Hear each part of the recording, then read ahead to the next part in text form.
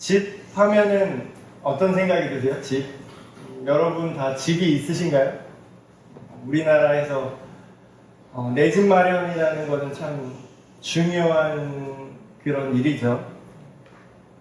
사실 내 한 몸 누일 집이 있고 오늘 밤에 가서 이제 잠을 잘 수 있는 집이 있다 없다 이런 걸로 생각한다기보다는 이게 뭐 월세냐 전세냐 자가냐 그러면 몇 평이냐 뭐 어디에 있냐 어느 지역에 있냐 아파트냐 빌라냐 뭐 이런 거를 생각을 하게 되는데요. 사실상 집이라고 하면 본질적인 거는 우리가 그곳에서 살아가는 장소를 말합니다. 우리가 살아가고 살 수 있는 장소.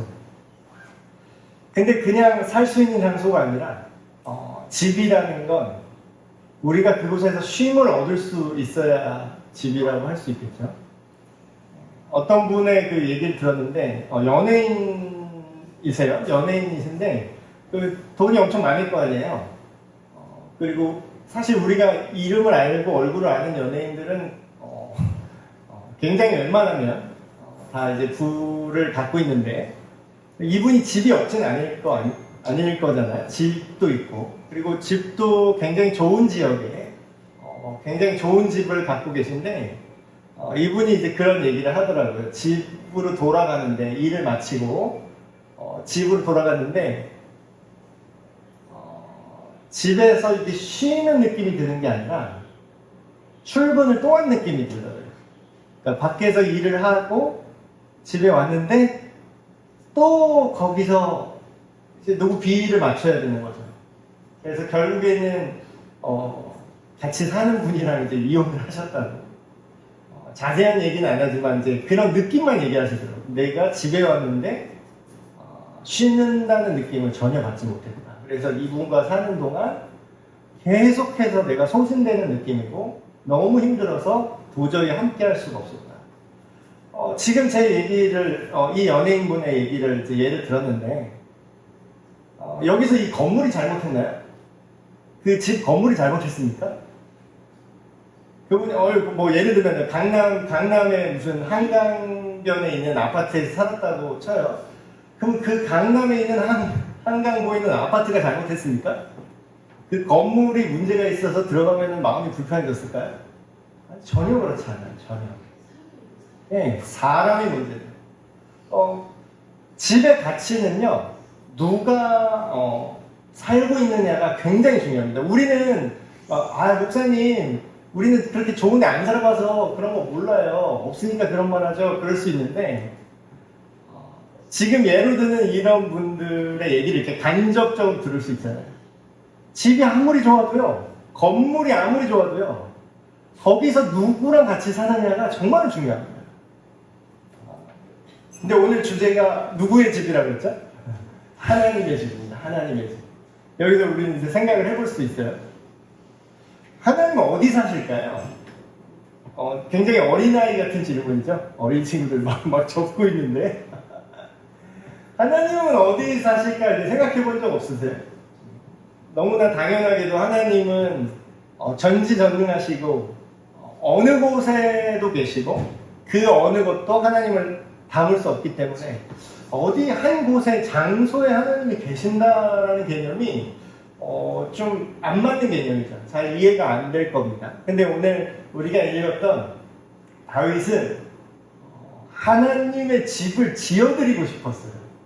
근데 굉장히 예쁜 마음이죠. 무지해서 하겠다는 게 아니라 나는 이렇게 이제 좀 잘 나가는데 하나님을 내가 제대로 대우하고 있나? 이런 굉장히 겸손하고 예쁜 마음이었던 거죠. 오늘 우리가 읽었던 말씀 중에 왕이 다윗왕이 이제 선지자를 부릅니다. 불러서 이런 얘기를 해요. 나는 백향목으로 지어진 궁궐에 산다라는 거예요. 근데 이제 여기 백향목이라고 나오는데 이게 오늘날로 따지면 최고급 재료입니다. 뭐 우리식으로 하면 뭐 저기 뭐 귀한 대리석으로 지은 집, 저기 유럽에서 구한 뭐 에메랄드로 지은 집, 뭐 이런 느낌이라고 보시면 돼요. 엄청 화려하고 엄청 넓은 집에 살았겠죠, 왕이니까. 근데 이제 그런 걸 생각하는 거예요. 나는 이렇게 좋은 데 사는데 하나님의 궤는, 여기서 말하는 하나님의 궤는 법궤라고, 하나님의 말씀의 상징, 하나님의 임재의 상징으로 이제 상자가 있거든요. 근데 그거를 지금 자기 성 안으로 가져온 지 얼마 안 됐을 때 얘기예요. 이렇게 얘기하는 거죠. 지금으로 말하면. 나는 이렇게 등 따숩고 배부르고 너무 좋게 살고 있는데 하나님은 지금 어떠실까? 하나님은 굉장히 초라한 곳에 계시는 것처럼 보이는데. 그러니까 옛날에 또 이런 거 많이 했어요. 뭐 옛날에 뭐 우리 집은 대궐 같은데 뭐 교회는 천막에 있다. 뭐 이런 걸로 옛날 목사님들이 뭐 이제 이 구절을 가지고 성전을 건축해야 된다, 뭐 교회를 건축해야 된다, 뭐 이런 논리로 많이 사용했던 구절 중에 하나입니다. 근데 이제 오늘 그런 얘기를 하려는 게 아니라요. 사실 저는 오히려 그 반대의 얘기를 하려고 합니다.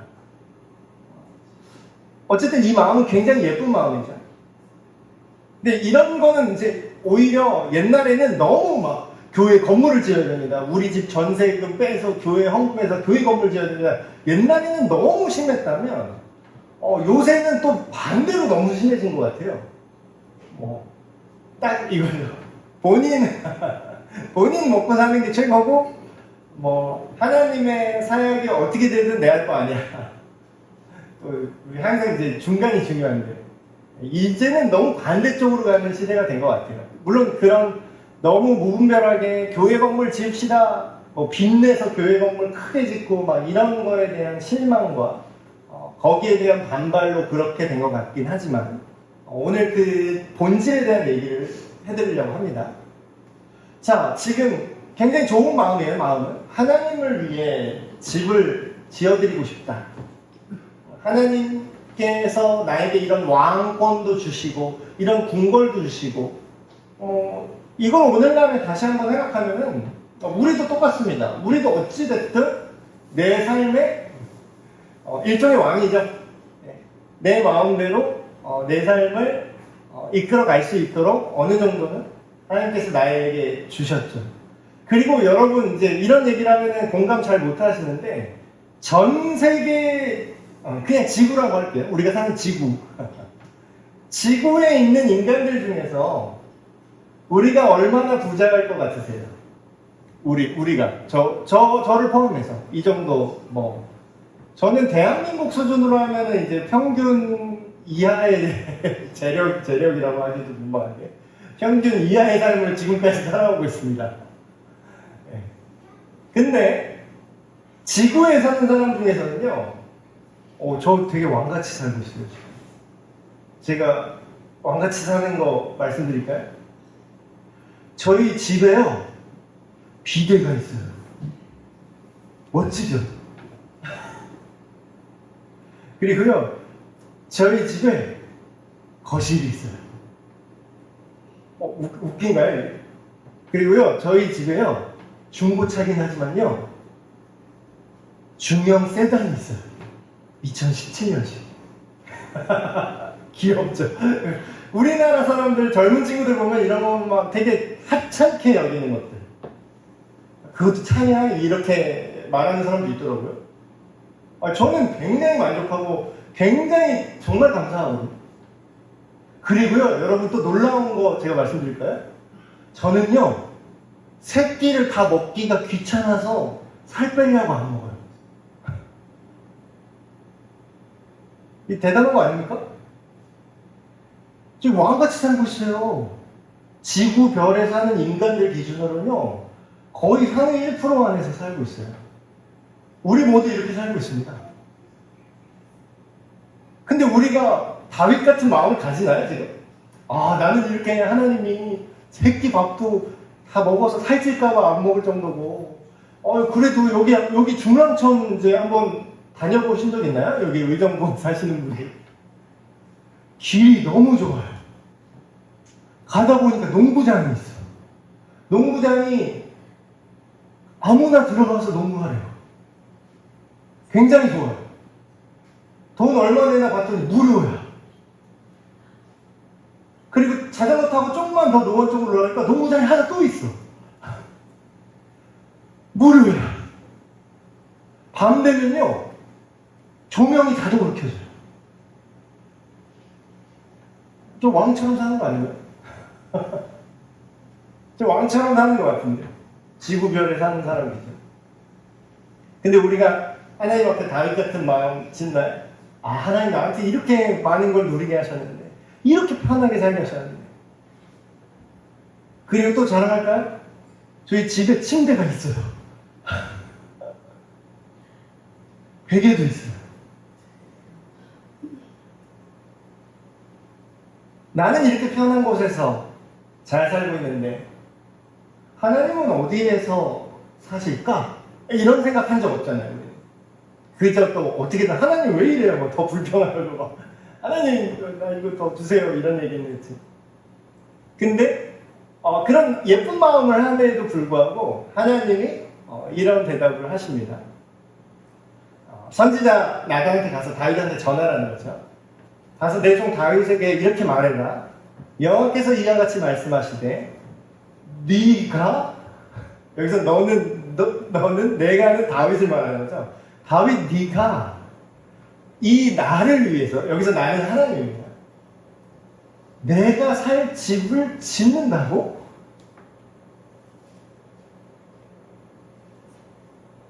여러분, 인간은 신의 집을 지을 수 있을까요? 물론 역사적으로 하나님의 성전을 지은 적이 있습니다. 그리고 이 말씀처럼 정말 그 다윗의 아들인 솔로몬 왕이 다음 때에 엄청난 하나님의 집을 지어요, 실제로. 근데 오늘 얘기하는 그 하나님의 집은 그런 눈에 보이는 건물을 얘기하고 싶지가 않습니다.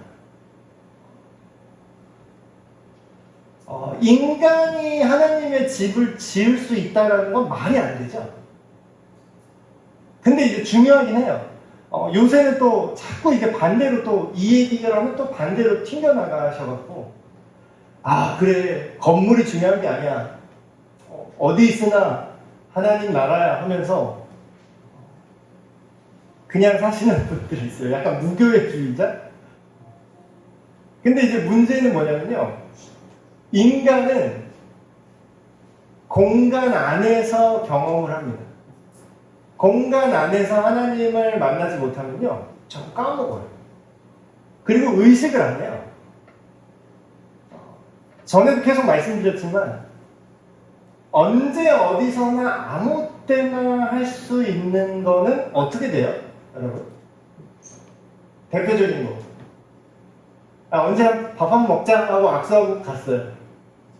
근데 옛날에는 안 그랬거든요. 왜 이렇게 됐을까요? 옛날에는요, 언제 어디서 만나자라고 시간과 장소를 정했습니다. 옛날에 핸드폰도 없을 때. 근데 요즘 어때요? 언제 원하면 내가 연락할 수 있어. 언제든지 연락하면 돼. 근데 더 자주 만나나요? 언제든지 하나님을 만날 수 있습니다. 그럼 만나게 되나요? 그래서 하나님께서 하나님의 임재의 상징으로 법궤를 만들려고 하셨던 거죠. 근데 또 그걸 또 너무 우상숭배를 하니까. 근데 오늘 말씀에서는 마치 우리가 착각을 하는 거예요. 하나님도 집을 만들어드려서 그곳에서 우리가 하나님 여기 계속 계셔주세요 이러면 되겠지? 이런 생각을 하는 거죠. 근데 오늘은 반대로 하나님이 그 얘기를 합니다. 네가 나를 위해서 집을 지을 수가 없고, 옛날 부흥사 목사님이 했던 대로 하나님의 성전을 지읍시다. 성전 건축 헌금 뭐 그러면서, 물론 그 헌금을 자발적으로 하는 건 괜찮습니다. 굉장히 자발적인 거는 굉장히 좋은 마음이거든요. 근데 문제는 그걸 강요하거나 막 대출 받으세요 막, 그건 미친 짓이라는 거죠. 그거를 막 하나님의 집을 지어야 됩니다 하면서 어떤 신앙적 정당성을 가지고 그렇게 한 때에 오히려 그렇게 빚내서 지은 교회, 크게 지은 교회에서 얼마나 분란이 많습니까? 성도님들 힘들게 그거 교회 그 빚내 이자 갚느라고. 하나님이 주시는 집에 대해서 반대로 얘기를 하고 있어요. 하나님께서 11절에 전에 내가 사사에게 명령하여 내 백성 이스라엘을 다스리던 때와 같이 아니하게 하고 너를 모든 원수에게서 벗어나 편히 쉬게 하리라. 여호와가 또 너에게 이르노니, 자 보세요, 정반대 얘기를 하고 있어요. 하나님의 집을 지어야겠습니다 라고 마음이 불편했어요. 이건 좋은 마음이죠. 근데 막상 하나님이 반대로 얘기합니다. 네가 나를 위해서 집을 지을 수가 없고 내가 너를 위해서 집을 지어줄게. 오히려 이런 얘기를 합니다. 내 수완이 차서 내 조상들과 함께 누울 때에 네가 곧 죽을 거다, 그 얘기를 하는 거죠. 내가 내 몸에서 날 너의 씨를, 번역이 좀 어렵게 되어 있는데 쉽게 말하면 이런 겁니다. 너의 후손으로 태어나는 너의 후손, 너의 자손, 그 자손 중에 한 명을, 단수예요. 원어를 보면 이게 막연히 자손들 이게 아니라 네 자손 중에 그 한 사람, 그 한 사람을 네 뒤에 세워줄 텐데 그의 나라를 견고하게 할 거야. 내가 그의 나라를. 그는 내 이름을 위하여 집을 건축할 건데 나는 그의 나라의 왕위를 어떻게 한다고요? 영원히 견고하게 할 거야. 이게 하나님이 다윗한테 오히려 약속을 해주시는 거예요. 이 구절이 굉장히 중요한 게 사람들은 이렇게 생각합니다. 그래서 이 말씀대로 응답돼서 다윗의 아들인 솔로몬이 하나님의 집을 짓게 되었다. 집을 건축할 것이요 됐잖아요. 성전을 지었잖아요. 엄청 화려하게. 근데 뭔가 이상하지 않으세요? 이 그가 솔로몬이에요. 솔로몬이라면 뭔가 말이 안 되는 게 있어요. 그 솔로몬의 나라 왕위를 어떻게 한다고 그랬어요?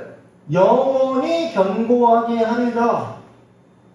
근데 솔로몬이 만든 이스라엘이라는 그 나라, 하나님 성전 어떻게 됐어요? BC 587년에 부서졌어요. 망했어요. 망했다고요. 그럼 하나님은 거짓말한 겁니다. 영원히 견고하게 하겠다면서 왜 성전 다 부셨어요? 왜 침략당해서 다 망하겠어요? 우리는 이거를 솔로몬 왕이 지을 성전이라고도 보는 사람도 있지만 그것에 더해서 다윗의 자손으로 오시는 영원한 하나님의 나라를 세우시는 예수님 얘기를 하고 있어요. 근데 여기까지 보면 잘 이해가 안 되죠. 집을 세운다고 그랬는데 예수님이 성전 건축하셨어요? 예수님이 건물을 지은 게 아무것도 없어요. 역사에서 예수님이 하나님을 위하여 건물을 지은 게 없어요. 실질적으로. 근데 이 건물은 뭘 말하는 걸까요?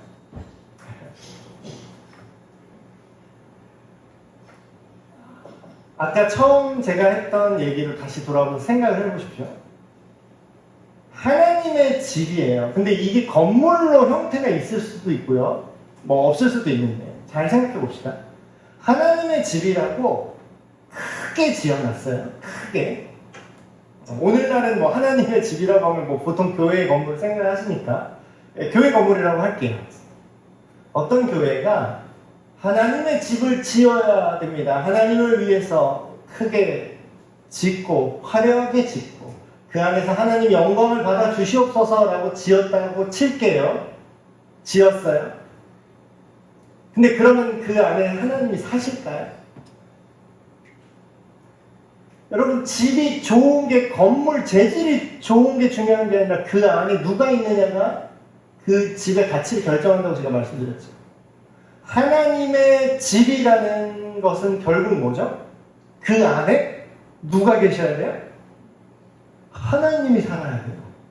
하나님이 안 살잖아요, 그 속에? 그러면 그건 하나님의 집이 아닌 거예요. 아무리 좋고, 아무리 멋지고, 아무리 비싸고, 근데 그거를 예수님이 그렇게 지적하셨어요. 여기 성전을 지금 다시 보수공사에서 예수님 시대 때 성전을 다시 막 예쁘게 막 금으로 막 거기다 붙이고 막 짓고 있었거든요. 예수님이 뭐라고 하셨냐면 저 성전 다 허물어질 거야 이렇게 얘기했어요. 저 다 부서질 거야. 그리고 오히려 내가 3일 만에 성전을 진짜 하나님의 집을 내가 3일 만에 다시 세울 거야. 이 얘기가 무슨 얘기냐면 제가 이렇게 말씀드려볼게요. 하나님의 집이라고 그러면 성전이라고 우리가 얘기하죠. 성전. 거룩한 전이다. 성전. 여러분 성전 안에 뭐가 있었을까요? 옛날에 이스라엘 그 화려했던 성전 안에 제일 중요한 게 뭐였을 것 같으세요? 그 안에. 아까 다윗이 우리가 읽은 성경에 그 내용이 나오죠. 하나님의 궤에는 하나님의 법궤에는 그냥 저 바깥에 천막에 있다. 초라하게 천막에 있다. 그래서 성전을 크게 잘 지은 다음에 그 안에 이 하나님의 거룩한 임재의 상징인 법궤를 그 안에 제일 깊은 곳에 지성소라는 제일 거룩한 장소에 딱 모셔놨거든요. 여러분 법궤 안에 뭐가 들었는지 아세요? 혹시 법궤 안에? 이게 이제 상징인 건데 법궤 안에 뭐가 들어있냐면 보통 이제 3개가 들었다고 많이 알고 계세요. 십계명 돌판이랑 아론의 쌍난 지팡이랑 광야 시절에 먹었던 만나를 담은 항아리가 들어있었다라고 얘기를 해요. 근데 정확히 말하면요, 이 3개가 동시에 다 들어있었던 적은 몇십 년 안 되고요. 나중에 뭐 솔로몬 왕이 뭐 이렇게 까보니까 10계명 돌판만 들어있었다고 합니다. 그 얘기는 뭐냐면 하나님의 임재를 상징하고 하나님이 여기 우리와 함께 계시다고 생각했던 법궤 안에 10계명이 들어있었다는 건 뭐냐면요, 하나님의 말씀이 없으면요 하나님이 거기 있지 않다는 뜻입니다. 이게 이해가 되세요? 자, 오늘날에 교회들이 있잖아요. 다 예수님 믿고 하나님 우리 이곳에서 우리가 하나님을 예배합니다. 하나님께 기도합니다. 막 여러 가지 활동을 하잖아요. 근데 그 안에 하나님이 있는지 없는지 우리가 어떻게 해야 돼요?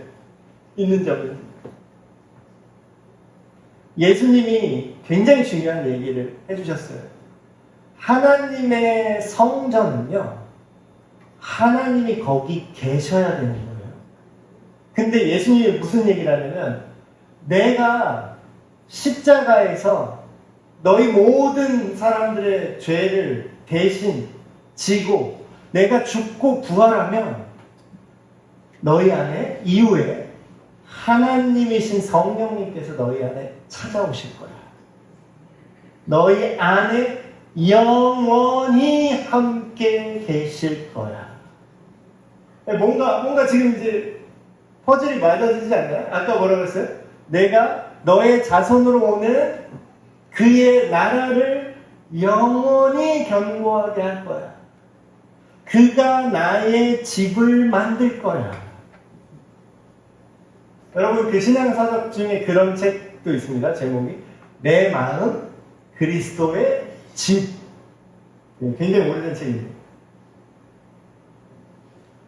여러분 건물이 물론 중요합니다. 우리가 이 건물이 에베네서 교회 건물이 있기 때문에 이 집이 어쨌든 있기 때문에 우리가 이 시간에 모여서 함께 예배드릴 수 있고 교제할 수 있는 장소가 있죠. 식사도 함께 할 수 있는 건물이 있죠. 그러나 이 건물보다 더 중요한 건 뭐냐면요, 우리 안에 하나님이 함께 계시는 거예요. 함께 계시는 거예요. 옛날에는 막 이걸 주술적으로 생각한 사람들도 있었습니다. 하나님 내 안에 오십시오. 내 안에 빙이 되듯이 귀신 초청하듯이 내 안에 오십시오. 여러분 하나님이 여러분 안에, 저와 여러분 안에 지금 계신지 안 계신지를 뭘로 알 수 있을까요? 제가 방법을 알려드릴게요. 하나님이 내 안에 계시는지, 성령님이 내 안에 함께 계시는지, 이거 성경에 써 있거든요. 제가 그냥 하는 말이 아니라 네 안에 성령님이 계신 줄을 네가 잘 모르겠다 그러면은 너는 하나님께 버림받은 자일 수도 있어. 아직 구원 안 받았을 수도 있어. 조심해. 이 말이 성경에 써 있어요. 자기가 안 돼요.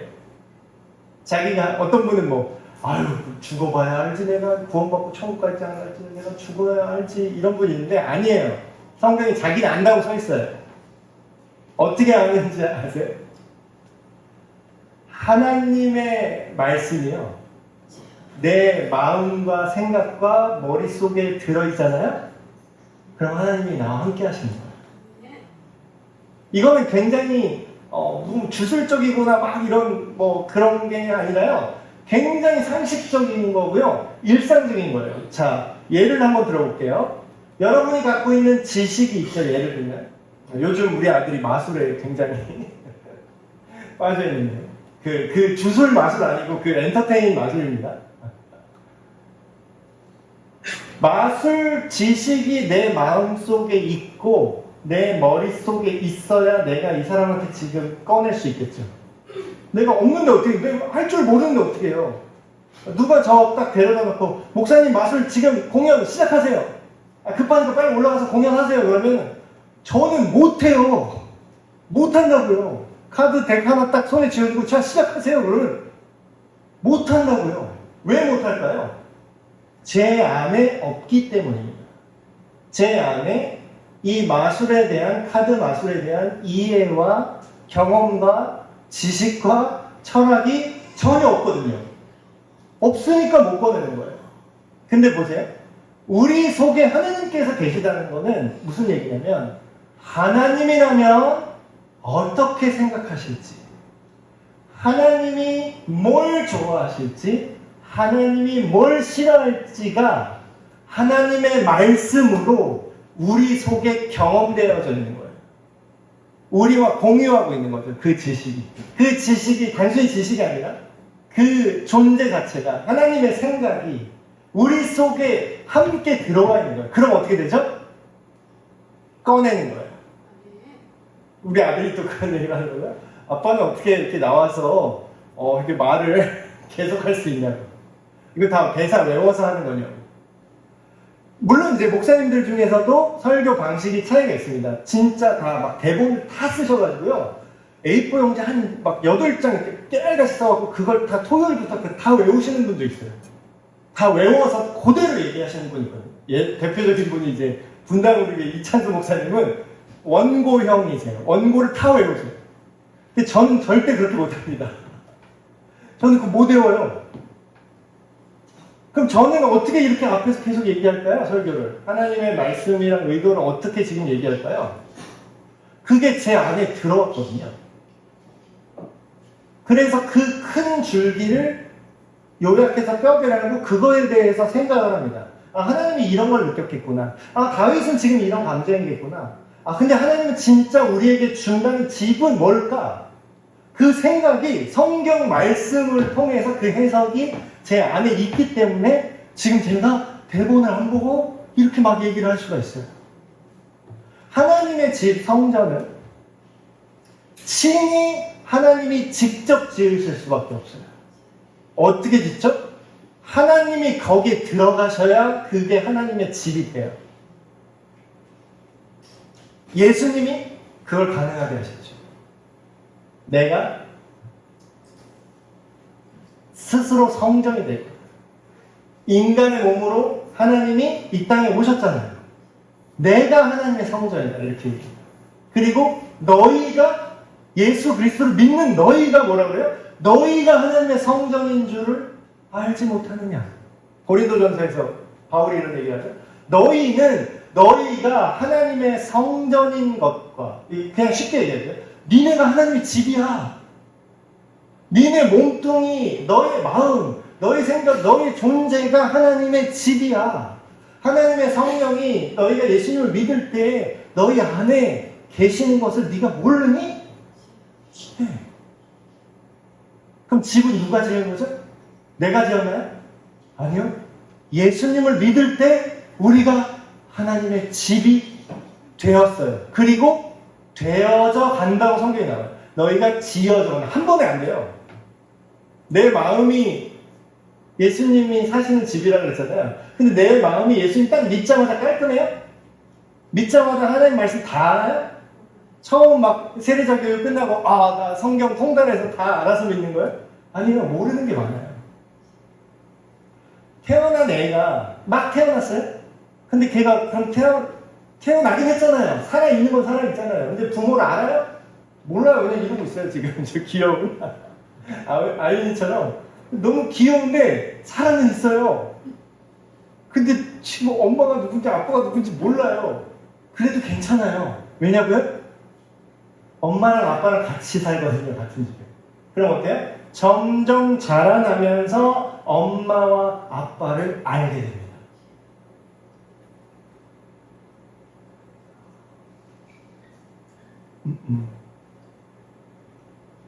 자, 요 얘기를 하고 마칠 텐데요. 슬라이드를 제가 너무 넘겨버렸네요.